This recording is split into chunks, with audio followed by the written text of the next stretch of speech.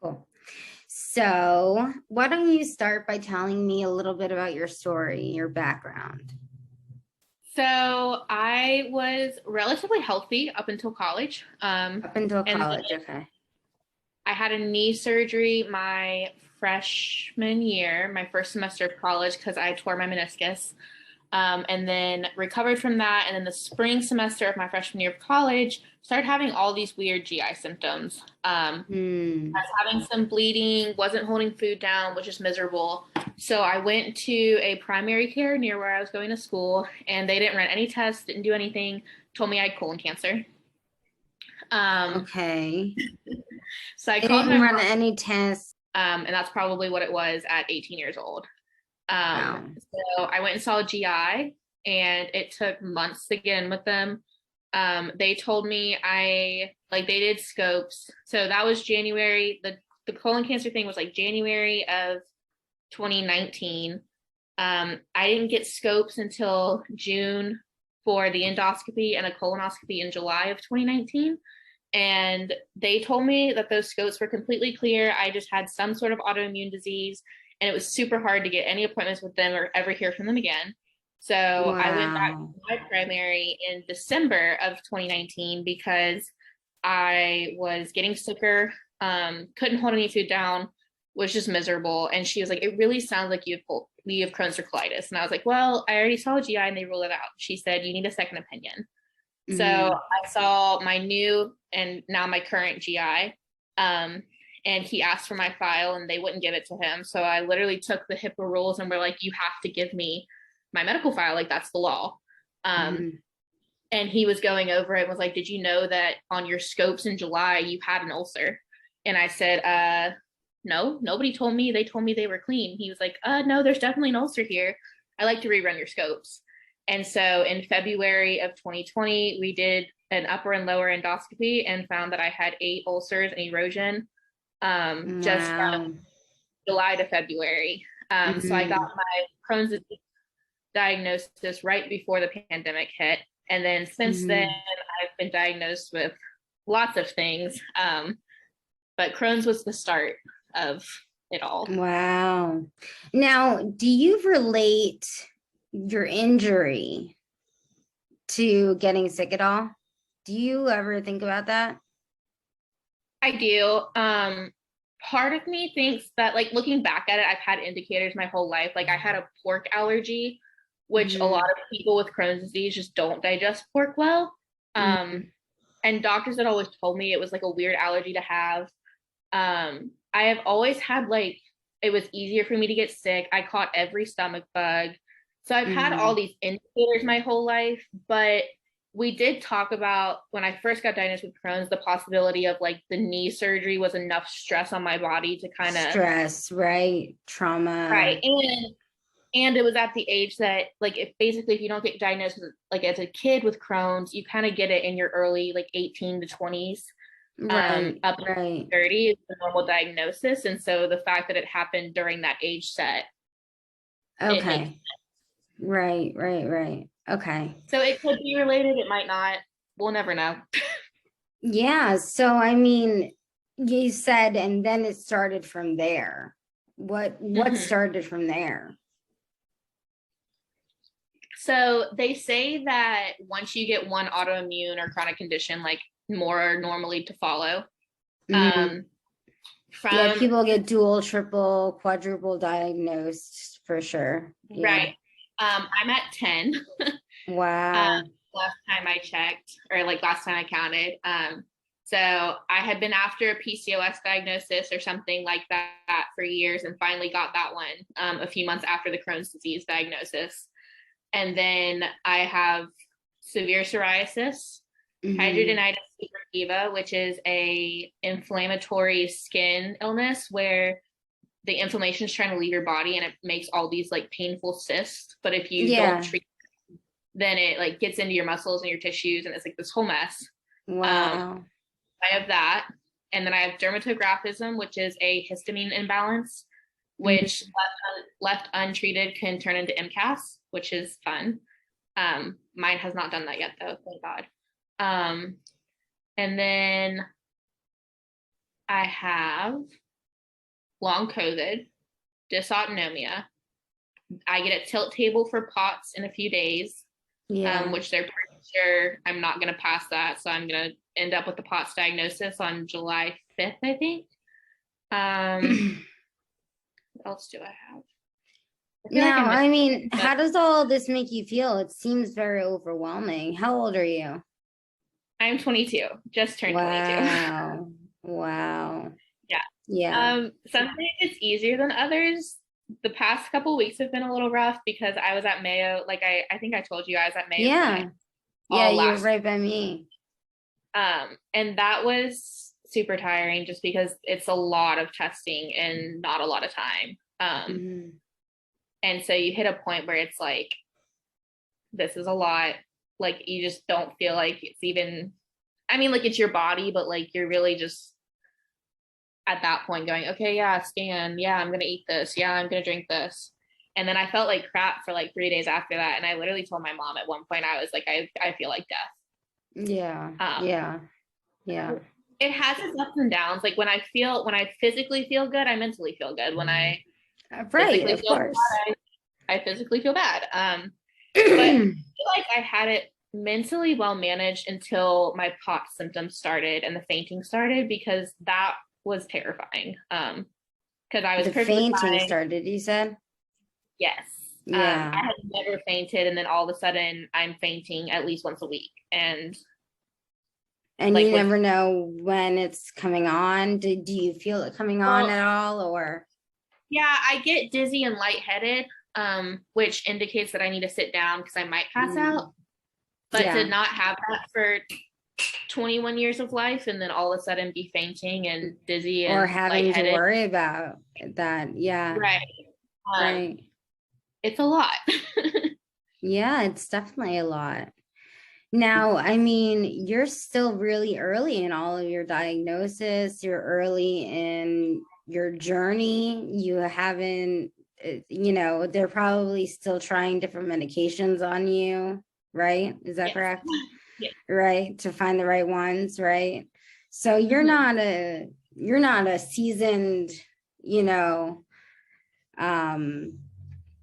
Spoonie for sure. This is all really new to you. Yes.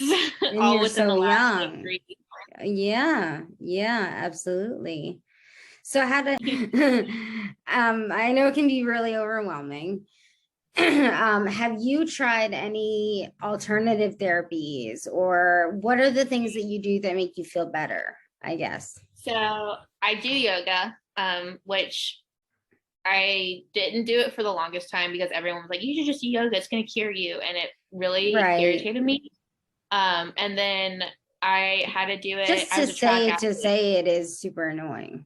Yeah. Right. And so I went one day on willingly because one of my friends was going. So I went with her and I was like, okay, wait, I actually do like this. And so that kind of helped keep my stress down. And when my stress is down, my inflammation is down. Right. But it still irks exactly. me. Like, you should just do yoga. Right. Right. And then I do use essential oils a lot because I did back when I was first diagnosed during COVID, one of my friends in New Zealand was doing this IBD intensive and looking at a more holistic and looking at what you eat and looking at different ways to help me with symptoms. And so she taught us how to use essential oils, different breathwork exercises, how to look at your diet and make sure that it's suitable for Crohn's. And through that, I did a bunch of elimination diets to figure out my triggers. And so I still do a lot of that. You did figure out your triggers. Yes. What are some of your triggers that trigger your Crohn's? I can no longer have gluten. I'm not a celiac, but I have that. It's autoimmune gluten sensitivity. Sure. Yeah, definitely. And then I stay away from nightshades, which are your potatoes, your peppers, blueberries. I have them in moderation. And then lately I've been trying to limit how many acidic foods I eat and eating a more alkaline diet. Right. And that's really helped. And that got me, I was in Crohn's remission for about 6 months. That's amazing. That's incredible. Yeah. So holy guacamole. That's huge. I mean, that's such like, for the period that you have been sick, a 6-month remission is like a relief. It's like a vacation for you. Yeah. And it was nice not to have to worry about the Crohn's while trying to worry about all this other stuff. So why do you think the Crohn's came back? We're thinking it's probably just due to stress. Yeah. Because I'm also in nursing school. And my feigning episode started a week before nursing school. So Right. I basically graduated college, went and moved to a new state, started my accelerated nursing program, and started fainting. Yeah. I mean, stress, trauma, all of that stuff can trigger your autoimmune disease. And yeah. Luckily, this right now, it's only moderate Crohn's, where I had it pretty bad originally. So I guess I can't complain. Like, I had 6 months of remission and now I have a mild case. So it is what it is, I guess. Yeah, I know. Okay, cool. So what would you want people to know about having 10 diagnoses and going through life and starting your journey on all of this? Like, what would you want people to know? My biggest thing is, like, one, if you're going through the diagnosis journey, like, plug in with people on social media, because that's really helped me. Just having, one, a community that understands, and two, people that you can kind of bounce ideas off of and see, like, what have they doing that works or been doing that work, see if that can possibly work for you. But then if somebody who's not going through this, like, you can't see everybody's illness. Like, I can hide it pretty well if I go out in public. You would never know that I have 10 chronic illnesses. Sure, no. And so, and then also, like, if you do know somebody with chronic illness, like, don't write them off because I have to cancel plans. Right. That's like my biggest thing. It's like when people just end friendships because they're like, oh, well, you're always sick and no fun anymore. Like, okay, cool. Then I don't need you in my life. Like, right. I mean, I can't tell you how many times I've canceled plans in my entire lifetime. I mean, I think I didn't go out for a solid 6 years, for sure. It was rough in the beginning, especially. Yeah. COVID kind of helped, though, I guess. Yeah. What about any, so you do yoga, movement therapy. Did they have you doing any physical therapy at all or anything like that? No. Nothing like that. Nope. Now, what would you wish that your doctors would know, or that your doctors would do more of, or, you know, where does the doctor care come in terms of how you feel about how you're being taken care of? For me, I'm very fortunate. My medical team is actually amazing, but sometimes I do wish they took, like, a nutrition side of it more. Yeah. Seriously, because, like, I told my GI at one point, I was like, yeah, I can't eat gluten. He's like, well, there's no reason you shouldn't be eating gluten. And I was like, well, it makes me sick, like, instantly. And I said, so I don't eat. And so I wish that they took the nutrition side of things and, like, realize that that is part of it, and that nutrition absolutely can figure it. But other than that, like, honestly, I'm very, very fortunate. I know that a lot of people are not, but I'm very fortunate that my medical team has been supportive through all of it. Once I found my second GI, and I've kind of just kept everything in the same program. Yeah, that's incredible. That's awesome. Yeah, so it takes a little while to get to that core team, though. Right, yeah. To find it, right? Well, I'm also very fortunate to be from Atlanta, which has a great hospital system here. Right. So I have everybody, all of my doctors, except for now my Mayo doctor, are in the same system. So they all have access to my entire chart, which is very helpful. Yeah, so you don't have to bounce around with all your medical records and have to get them transferred or copied or whatever, all of that stuff. Right, yeah. Now, tell me, how many medications are you on right now? Currently, I am on 4. Do you get any side effects from the medications? Not really. So I'm on Humira for my skin stuff and Crohn. That one I get a couple the day of just feeling like icky, tired and icky. Yeah. But other than that, not really. Yeah. Okay. That's good. Yeah. You're so positive, and so this is amazing. You're such like a trooper. You're incredible. You're a superhero. People are going to be this or see this and be like so inspired. They're like, she has 10 diagnoses. I don't think so. Yeah. But it's true. But yeah, cool. But that's also why I try to keep like my Instagram, my TikTok very real of like, hey, I'm in the hospital. This is how it looks. Hey, this is what a day in the life looks like. Because like if you look at me, like you wouldn't know. And so I like to keep it very real on those platforms just to be like, this is actually what life looks like. Yeah. It helps. It helps me cope, I think. What about your support system? What about your family and stuff like that? How do they? So chronic illness runs heavy in my family. Okay. So it's genetic for you guys too. Yes. So I have 3 younger siblings and we are all autoimmune chronic illness patients. And then my cousins on my dad's side, there are 7 of us, 8 of us, if you count my brother. And all of us have some chronic autoimmune condition. And then my dad and his brothers are perfectly fine, but my grandmother has Ehlers-Danlos. And so it just runs in our family. It just runs in the family. Okay. So everyone's used to having to help out, having to, understand, having to be compassionate, be empathetic, all of that stuff. Yes. Okay. Yes. All right. Cool.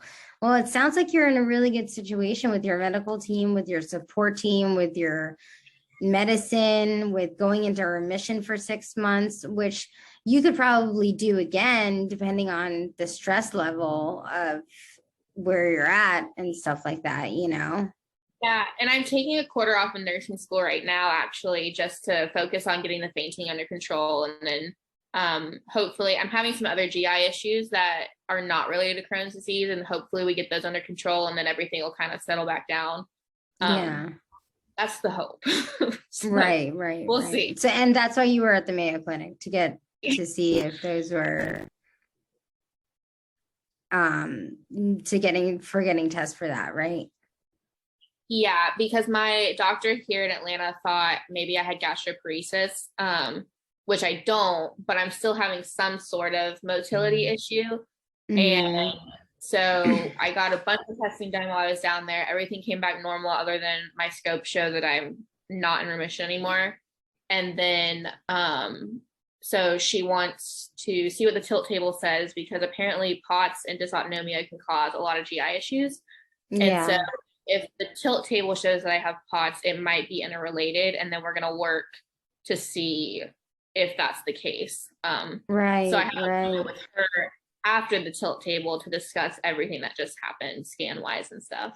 Okay. All right. So you have a plan. So tell me what it was like when you got your diagnosis. Was it a shock? Was it a relief? Was it? When I finally got the Crohn's diagnosis, it was a relief, just because I had gone through a year of no answers. Thinking that you had cancer.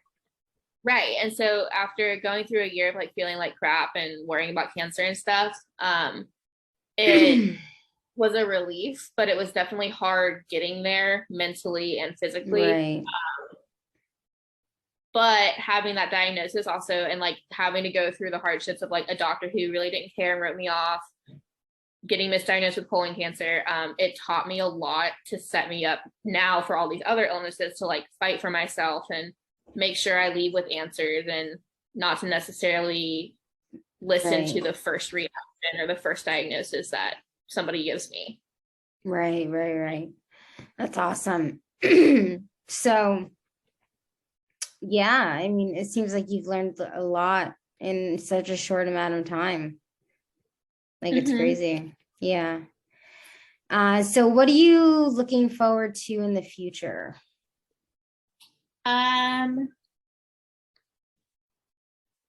Being a nurse, hopefully. Yeah. Yeah. And then I might be getting a service dog on July 11th. That's exciting. Yeah, so we'll Yay. see. But yeah, right now that's what I'm excited for. And then I'm excited to take these 3 months off of school just to focus on my health and stuff. I think yes, you need to focus on your health, on your health and yourself for sure. That's going to be really good for you. I'm excited for you. That's awesome.